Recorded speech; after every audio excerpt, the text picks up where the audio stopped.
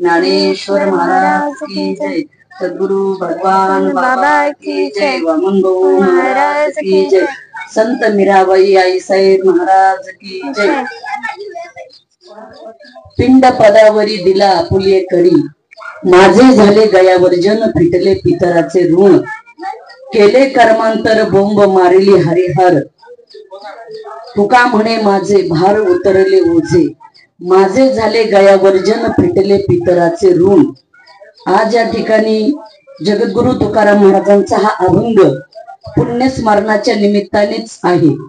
तसं हरिभक्त परायणच्या ईश्वरीताई महारुद्र नागरगोजे यांनी छान प्रवचन केलं, त्याच्यामुळेच मी पुन्हा अर्धा तास लेट झाले। संतोष महाराजांनी सांगितलं की ईश्वरीताई पण प्रवचन करणार आहेत, म्हटलं करू द्या थोडस। छान प्रवचन केलं एवढ्या कमी वयामध्ये। नागरगोजे साहेब ते स्वतः वकील आहेत, पण त्यांनी मुलीला चांगलं घडवलं आणि मुलगाही छान बोलतो, कीर्तन करतो, मुलगीही करते। आजच्या काळात फार संपत्ती कमवण्यापेक्षा संतती चांगली कमवणं ही काळाची गरज आहे। तेव्हा छान झालं त्यांचं प्रवचन। आणि आज वैकुंठवासी आपले श्रीराम साहेब यांच्या प्रथम पुण्यस्मरणाच्या निमित्ताने म्हणजे वर्ष श्राद्धाच्या निमित्ताने हे आजचा कार्यक्रम या ठिकाणी ठेवलेला आहे। श्रीराम साहेब यांना 3 मुलं म्हणजे संतोषराव म्हणजे पप्पू, बाळासाहेब हे पोलीस मध्ये आहेत, त्यांनी सुभाषराव हे शेतकरी आहेत। 3 मुलं आहेत, मुली आहेत आणि आपल्या आयुष्यामध्ये त्यांनी फार चांगलं श्रीराम साहेबांच्या जीवनामध्ये चांगलं काम केलं। विचार जर केला तर संघाच्या मुशीतून श्रीराम साहेब वाढले। राष्ट्रीय स्वयंसंघाचं काम महाराष्ट्रातून कोणीही लोक आले तर श्रीराम साहेबाकडे कायम महासांगवीमध्ये यायचेच। तिकडे भेटल्यानंतर संस्थांवर सुद्धा नेहमी भेटायला यायचे। त्यांच्या पत्नी बाई असतील त्या आहेत, सुना आहेत, सुनांनीही भरपूर सेवा केली। आणि श्रीराम साहेबाचं काम म्हणजे त्यांना गीत रामायण फार आवडायचं, फार आवड असायची गीत रामायणाची। त्याच्यामध्ये त्यांनी चांगलं काम केलं। परमार्थ करत असताना प्रपंचही केला आणि प्रपंच करता करता जीवनामध्ये जिल्हा परिषदची सुद्धा नोकरी त्यांच्याकडे होती। त्यांच्या सुरेखा महादेव मारकड उकड पिंपरी, तसेच बीड 2 मुले सचिन महादेव, 2 मुली आहेत, 3 आहेत रे, 2 मुली। आमचं पप्पूचं लिखाण म्हणजे मुलीच्या मुलाची सुद्धा नावं दिलेत, बरोबर आहे। आता मला त्याची PhD मला सुद्धा कळत नाही असं बराच वेळा। खूप असं 2 मुली आहेत, ते पुढचे नातवंड हेही भरपूर आहेत।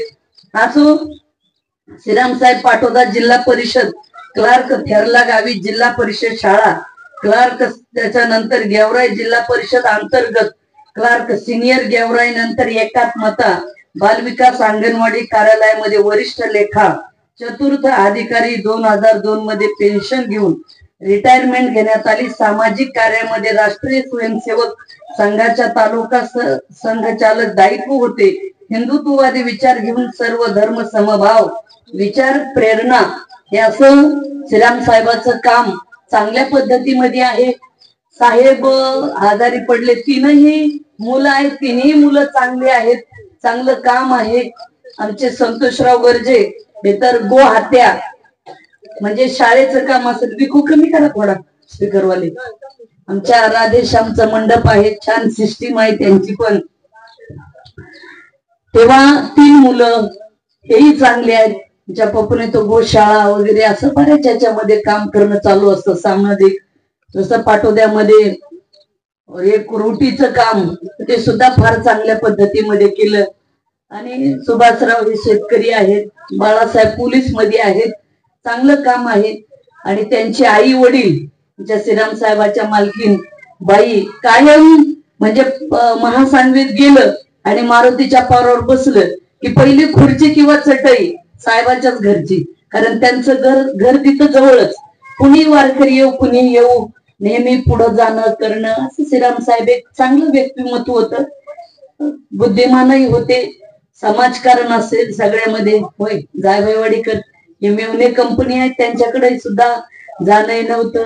आमचे रामकबापू असतील, ज्ञानोबा गर्जे गुरुजी हे त्यांचे भाऊच होते, चुलत भाऊ. गुरुजी आमच्यातून गेले, ज्यांनी संस्थानला काही जमीन दान दिलेली होती.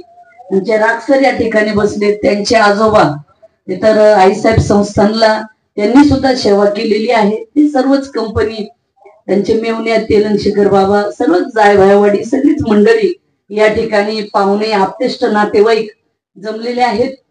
या मधुतात्या ते आलेत, केशव बापू आहेत आणि गावातली सर्वच आमचे साहेब गरजे मंडळी, हरिबाप्पा, सर्वच मंडळी या ठिकाणी बसलेली आहेत. मुळात वर्ष श्राद्ध म्हणजे जीवनाचा, आयुष्याचा शेवटचा कार्यक्रम आहे. शेवटचा कार्यक्रम जे बबन दादा बसलेले आहेत, सगळेच बरीच माणसं खुर्चीकडे पाठीमागे बसले. तेव्हा गावातली, बाहेरची, आप्तेष्ट नातेवाईक, त्या बरीच माणसं या ठिकाणी जमलेली आहेत. जीवनामध्ये 3 सोहळे आहेत: जन्म सोहळा, विवाह सोहळा आणि मृत्यू सोहळा. उपजे ते नाशे नासिले पुनरपी दिसे, हे घटिका यंत्र जैसे परिभ्रमिका. ज्याचा जन्म झाला त्याचा एके दिवशी नाश होणार आहे. का असं कुणी सांगू शकतो का आम्ही जन्माला आलो, फार मोठे झालो तर आमचा नाशच होणार नाही? होणार प्रत्येकाचा. दुसरा आहे विवाह सोहळा, तो एक कळतो. मृत्यू सोहळा असतो तो एक माणसाला कळत नाही. मृत्यू सोहळा कळत नाही ना. आता आपल्या देशामध्ये अत्यंत हृदय पिळवटून टाकणारी दुर्घटना घडली. 243 लोक त्याच्यामध्ये गेले. असं कधी वाटलं होतं का? आपल्याला बराच वेळा वाटतं ऍक्सिडेंट हे गाडीचे होतात, पण विमानामध्ये बसल्याच्या नंतर एवढी वाईट दुर्घटना हे सोपच नाही. तात्या तुम्ही विमानात कधी बसला असताना, विमानाचं असं आहे, गाडीत ऍक्सिडेंट झाला तर हातापायावर जाईल, पण विमानातून माणूस वाचू शकत नाही. तर आम्ही 2-4 वेळेस विमानात बसायचा योग आलाय. ढग आणि ढगाच्या वर विमान असतं, म्हणजे आकाश खाली दिसतं, विमान वरती दिसतं, इतक्या उंचीवर विमान असतं. मला असं वाटतं विमानातून ते विमान पडल्याच्या नंतर माणूस वाचायचं काहीच कारण राहत नाही. म्हणजे कठीण आहे दिवस.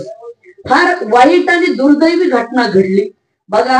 बरेच लोक त्याच्यातली लंडनला चालली होती. असं ते फोटो येतोय, एकतर परिवार, छोटे छोटे 3 लेकरं, पती पत्नी, शेवटचा सेल्फी घेतला. त्यांना असं वाटलं असेल. आणि लंडनला जाणारी लोक म्हणजे पूर्ण बुद्धिमान माणसं होती. इकडच्याच राज्याचे मुख्यमंत्री होते, माजी मुख्यमंत्री, ते सुद्धा त्याच्यामध्ये गेले बघा. म्हणजे माणसाच्या जीवनामध्ये मृत्यू इतका अटळ आहे की तो कधी होईल, कोणाचा होईल काही सांगता येत नाही. वाटतं माणसाला. मग तुम्ही म्हणाल बसले सगळे आईसाहेब काय करायला पाहिजे? मरण ठरलेलं आहे, काहीच करायला नाही पाहिजे. जिवंत असे पण नीट वागा, एवढंच हातात आहे. पण बऱ्याच वेळा एक वाक्य अजून लक्षात ठेवा: कोणाचा आशीर्वाद नाही घेता आला तर घेऊ नका, कोणाला आनंद नाही देता आला तरी देऊ नका, पण कोणाचा तळतळ घेऊ नका. एवढं जीवनामध्ये कळालं ना, मला असं वाटतं त्यांना आयुष्य कळलं जीवनात. एवढंच जीवनामध्ये करायचं. पुण्य नाही करता आलं तर करूच नका जीवनामध्ये, पण कमीत कमी पापाची वाटेकरी होऊ नका.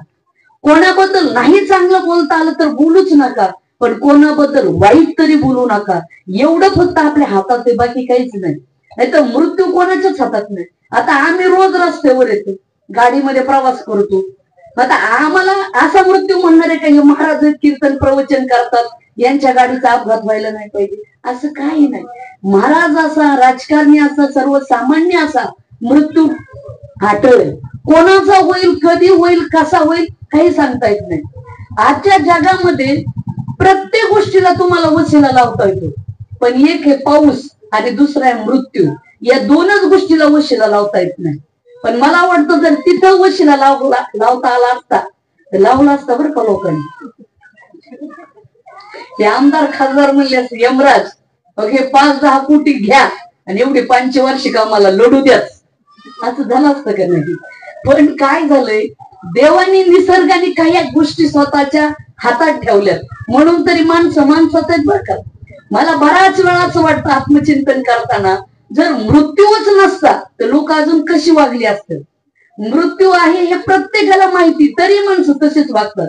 आता तुम्ही बघा, बऱ्याच वेळा मी महासांगवीच्या स्मशानभूमीत जातो, अंत्यविधीच्या कुठल्या जा, तिथं माणसं बसतात. एखादा तरुण अपघातात गेला असतात, तिथं माणसं सगळे हाळहाळ करतात. काही खरं नाही हो जगण्याचं, काहीच खरं नाही जीवनाचं. मेलं म्हणजे गेलं. आणि जिथं कपडे झटकले तिथंच ते झटकलं, पुढे झाले सुरू. जे जशा पद्धतीने वागायचंय जगायचंय त्याच पद्धतीने, म्हणजे माणसाचा स्वभाव या नागरवेजी सर असा आहे की विसरणं हा माणसाचा स्वभाव आहे. पण तसं न करता जीवनामध्ये आयुष्यात चांगलं जगण्याचा वागण्याचा जीवनामध्ये प्रयत्न करा. म्हणून मृत्यू सोहळा ते झालं. अंत्यविधी दुसऱ्या दिवशी सावडणं, दशक्रिया विधी. आणि दशक्रिया विधी झाल्याच्या नंतर शेवटचा कार्यक्रम म्हणजे हा वर्ष श्राद्ध. श्राद्ध हा जीवनाचा शेवटचा कार्यक्रम आहे. म्हणून पिंड पदावरी दिला आपुलिये करी. आता पिंड आजच्या दिवशी सुद्धा किंवा 10व्याला पिंडदान करतात. आजही ती पूजा होऊन पिंडदान द्यायचे. पण तुकाराम महाराज सगळ्याच्या पलीकडे जाऊन सांगतात, जिता नाही अन्न मेल्यावरी पिंडदान. काही लोक जिवंतपणी आई वडिलाला जीव घालत नाही किंवा सांभाळत नाही व्यवस्थित, आणि वारल्यावर पिंडदान. आता मला सांगा, कोणत्या कावळ्याच्या रूपात येऊन या दिलीप शेठ साहेबाची साहेब आपली उपस्थिती लाभली, तेव्हा मेल्यावर कोणी सांगितलं कावळ्याच्या रूपात आपले आई वडील आले खाल्ल्याच गेले? असं नाही. ठीक आहे, भारतीय संस्कृतीचे नियम आहेत त्या पद्धतीने जगणं वागणं, पण जोपर्यंत आई वडील जिवंत आहेत तोपर्यंतच त्यांना सांभाळणं गरजेचं आहे. आणि असे पाहिलेत काही लोक, आई जिवंत वडील वारले. काही लोकांनी वडिलाच्या मार्बल मध्ये समाध्या बांधल्या, जाई जुई मोगरा गुलाब. आता दगडाला कुठं सुगंध जातो का ते बांधतात. आणि हे केलं त्यांनी, पितृपक्ष घातले आणि जन्मदाते आईलाच जेवायला बोलवलं नाही. मला सांगा, वडील काय आशीर्वाद देतील का? ते काय म्हणतील, अरे बाबा तू एवढ्या लोकांना जीव घातलं गावभर, पण माझी म्हातारीच उपाशी ठेवली, काय बाप आशीर्वाद देणार आहे का वरून? नाही. म्हणजे आज समाजामधली जी मानसिकता आहे ती तुमच्या जीवनामध्ये कुठेतरी बदलली पाहिजे जिवंतपणी. आता तुम्ही पहा, माणसं जोपर्यंत चांगली तोपर्यंत त्यांना कोणी जास्त खायला घेऊन जाणार नाही. पण जेव्हा हे सिरियस पेशंट होईल, तुमच्या बीडला ह्याला ज्यांना सलाईन सुद्धा जमत नाही, पाणी पिता येत नाही, मग तेव्हा लोक किती घेऊन जाणार खायला? मग ते खातं कोण? जे पेशंटची सेवा करतात तेच. पण जोपर्यंत त्यांना खाता येते तोपर्यंत सेवा करा त्यांची, आणि जिवंत माणसाची सेवा करा. म्हणून तुकाराम महाराज म्हणले, पिंड पदावरी दिला आपुले करी. स्वतः महाराज म्हणतात, आम्ही जिवंत असताना हा 3.5 हाताचा जो देह आहे, हा पिंड आहे, हाच परमेश्वराला समर्पित केला. आणि पिंडदानाचं महत्व बर का, हे फार महत्वाचं आहे. रामायणामध्ये सुद्धा पिंडदान केलं आणि महाभारतामध्ये सुद्धा पिंडदान केलं. कर्णाच्या वेळेस जेव्हा सर्वांनी कौरव पांडवाच्या बाजूने पिंडदान सुरू झालं, कौरवाच्या बाजूने तर कुणीच राहिलं नव्हतं, पण पांडवाच्या बाजूने, त्यावेळेस कुंतीने सांगितलं धर्मराजाला की धर्मराज, अर्जुना कर्णाच्याही नावाने पिंडदान करा. पण तेव्हा अर्जुन लाल झाला. आई, त्या अर्जुनामुळे तर महाभारताचं युद्ध घडलं, त्याच्यामुळेच आपले सर्व माणसं गेले, आणि त्याचं पिंडदान कशामुळे करायचं? बरं, कर्ण का होईना, नियम असा आहे, पिंडदान करताना त्याच कुळातली माणसं लागतात बरं का. पिंडदान हे सोयऱ्याने करूनही चालत नाही. म्हणून माणसं म्हणतात ना, कधी कधी भावकीच्याच खांद्यावर जावं लागतं. भावकी लागते बरं त्याच्यासाठी. मग ते भावकी किती का विरोधक असाना, पण भावकी लागते. सख्य भाऊ, चुलत भाऊ, पण त्या कुळातले लागतात पिंडदान द्यायला. म्हणून मग शेवटी कृष्णाने सांगितलं कुंतीला, जाऊ दे आता कुंती, खरं सांगून जा.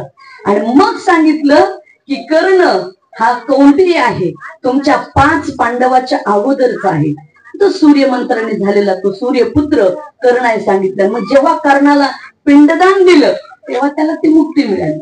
आता बऱ्याच लोकांचं असं मत असतं की खरंच मुक्ती, खरंच स्वर्ग नरक ह्या गोष्टी आहेत का? पण आहेत ना, नाही असं म्हणता येत नाही. आता भूत, कधी कधी काही लोक काय म्हणतात, भूत लागली. भूत म्हणजे काय? हे जे आतृप्त आत्मे असतात. काही लोक अपघाताने जातात, ऍक्सिडेंट मध्ये जातात हे. पण आता संत मीराबाई आई साहेबांनी सुद्धा हे गोष्टी कधी मांडल्या नाहीत, आणि आम्ही या गोष्टीला मानत नाही.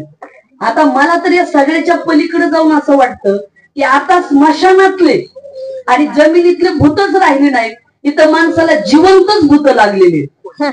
बरोबर आहे का? काही माणसाला घरातल्या भूताने त्रास दिलाय आणि काही माणसाला दारातल्या भूताने त्रास दिलाय. कसले भूत राहिले तर नाहीच. भूत हा शब्द कसा वापरलाय? जे जे भेटे भूत ते ते माणिजे भगवंत. ज्ञानेश्वरीमध्ये मानवालाच शब्द भूत वापरलाय असा आहे. म्हणून आयुष्यामध्ये ह्या गोष्टी आपल्याला कळणं गरजेचं आहे. महाभारतातही पिंडदान झाले आणि रामायणामध्ये सुद्धा ज्यावेळेस राजा दशरथजी वारले त्यावेळेस पिंडदान. मग राम आणि लक्ष्मणाला कळलं, त्यांनी ठरवलं त्या गयाच्या नदीमध्ये पिंडदान करायचं. पण तेवढ्यामध्ये राम आणि लक्ष्मण काहीतरी वस्तू आणायला गेले आणि राजा दशरथजीचा हात असा वरती आला आणि मग पिंडदान द्या. तेव्हा सीतामाई जवळ होती. सीतामातेने तो विधी केला. आता बघा, आजच्या काळातही लोक काय म्हणतात, मुलगा पाहिजे पिंडदानाला. जर रामायणामध्ये सुनेने सासऱ्याचं पिंडदान केलं तर मुलाचीच काय गरज आहे? मुलगी सुद्धा पिंडदान करू शकते. फक्त एकच आहे की पिंडदान करायला मुलगा असो किंवा मुलगी असो, काही का होईना संतान असावं, एवढाच त्याच्यातला अर्थ आहे. मग सुनीने पिंडदान केलं. मग त्यावेळेस राम आणि लक्ष्मण आले आणि राम लक्ष्मणाने विचारलं सीते पिंडदानाचं काय? नाही म्हणलं, राजा दशरथजीचं पिंडदान मी केलं. पण रामचंद्र प्रभू म्हणले सीते तू पिंडदान केलं पण याला साक्षीदार कोण? म्हणले हे काय इथं, तुळशी माता आहे तिला विचारा. मग तुळशीला विचारा, तुळशी माता तू पाहिलं का सीतेने पिंडदान केलेलं? पण तुळस खोटं बोलली. नाही म्हणे सीते मी नाही पाहिलं पिंडदान केलेलं. मग सीतेने शाप दिला, म्हणली तू कुठेही उकिरड्यावरच उगवणार.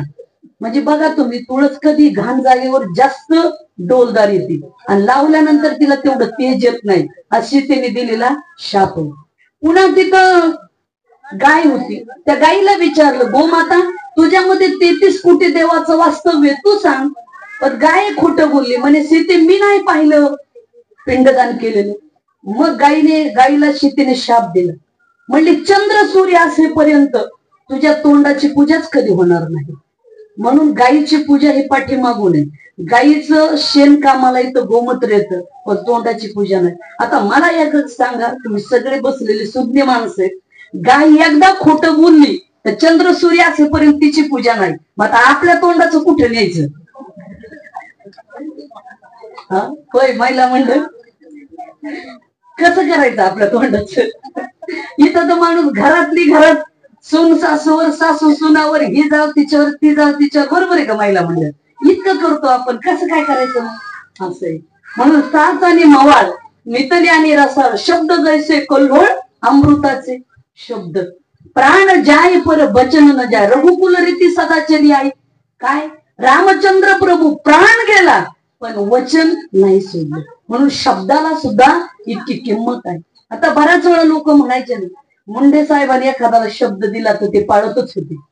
बरोबर आहे का तात्या साहेब? शब्द दिला तर पाळतच होते. त्याचं काय कारण होतं की होतं त्या लोकांमध्ये विरोधक आला तरी त्याचं काम करायचं, जवळ आलं तरी त्याचं करायचं. माणसं उगीच मोठी होत नाहीत हो. आज बघा, भगवान बाबा वामन भाऊचा फोटो दिसतो आणि त्या फोटो बरोबर मुंडे साहेबाचा फोटो दिसतो पूजा करताना. काय कारण आहे? कुठंतरी यांनी जनतेसाठी काम केलं. म्हणून आयुष्यामध्ये तुम्ही ज्यावेळेस समाजासाठी काम करता, लोकांचं कल्याण होईल असं जर काम केलं ना, आपली सुद्धा पूजा झाल्याशिवाय राहत नाही. काही नाही, मान आणि सन्मान हे आपल्या कृतीवर अवलंबून असतो, बाकी काही नाही. तसं ते बोलणं. म्हणून गोमाता. पुन्हा तिथं वाहणारी नदी होती गया. तिला विचारलं, तू तर माता आहेस, फेडीत पाप ताप पुखित तिरीचे पादप, समुद्रा जाया आप गंगेचे जैसे.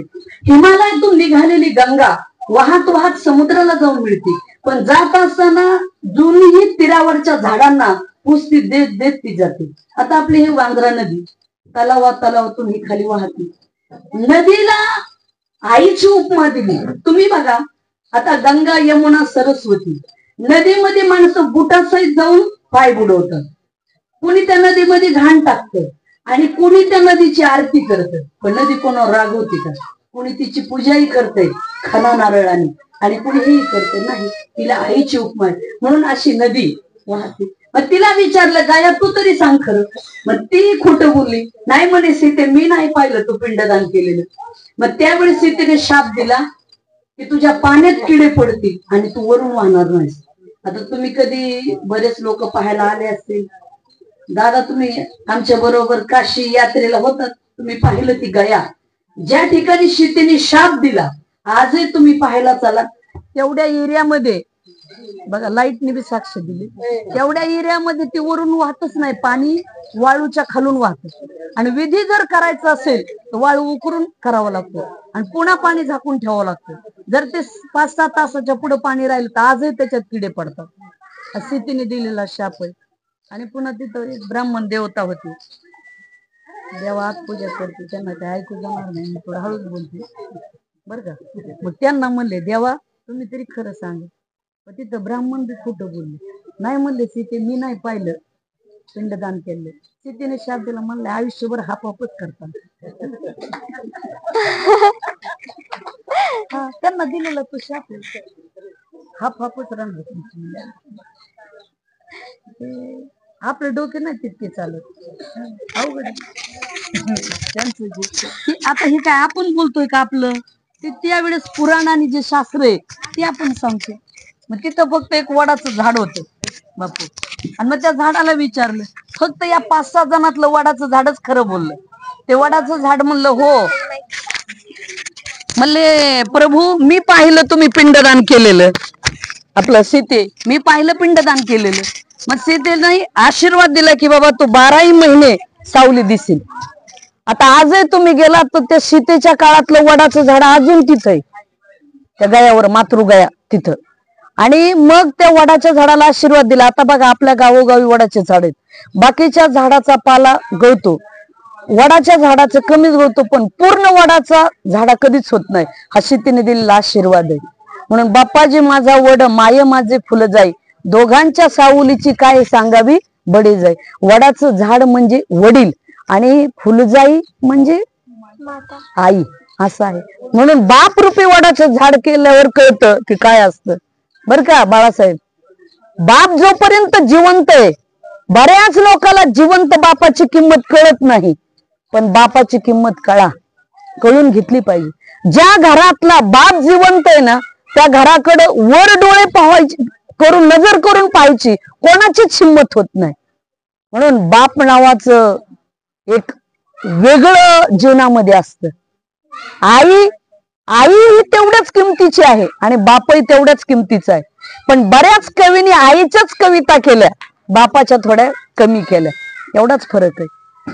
12वीचा निकाल लागला, आई पेढा घेते मुलाच्या तोंडात घालते, पण पडियार मधून पेढ्याचा बॉक्स आणणारा बापच असतो. आई पोळी करते, खाऊ घालती, बाळाला आई जवळची वाटते, पण पोळ्या बनवण्यासाठी गहू तेलाची व्यवस्था करणारा बाप असतो. म्हणजे बाप सुद्धा आयुष्यामध्ये फार मोठा असतो. बापाची आणि आईची जीवनामध्ये तेवढीच किंमत असते. एखाद्या मुलीचं लग्न असेल तर बाप याच्या त्याच्याकडे जाईल, व्याजाने पैसे काढेल, एखादा एकर जमीन विकेल, पण माझ्या मुलीचं चांगलं पाहिजे, मुलाचं चांगलं पाहिजे, 10 ठिकाणी फिरणारा कोण असतो? बाप असतो. पण आयुष्यामध्ये बापाला कधीच विसरू नये. ठीक आहे, आपला बाप साधा असेल, दिसायला साधा असेल, साध्या कपड्यात असेल, पण बापाच्या इतकं अंतकरण हे कोणाचंच मोठं नसतं. म्हणून बापाचं अंतकरण हे फार मोठं असतं. आवरलं का देवा? म्हणून आमचे श्रीराम साहेब यांनी आयुष्यामध्ये आपली जबाबदारी निभावली. याचं दुःख पूर्ण गर्जे कुटुंबाला आहे, आम्हाला सुद्धा याचं दुःख आहे. त्यांच्या दुःखामध्ये आपण सर्वच सहभागी आहोत. पण आता मृत्यूला पर्याय नाही, आपण अगोदरही सांगितलं. म्हणून आपली झालेली ही प्रवचन रूपी सेवा संत मीराबाई आईसाहेबांच्या बाबांच्या चरणी समर्पित. आता विश्वात्मके देवे येणे वाग्यज्ञ तो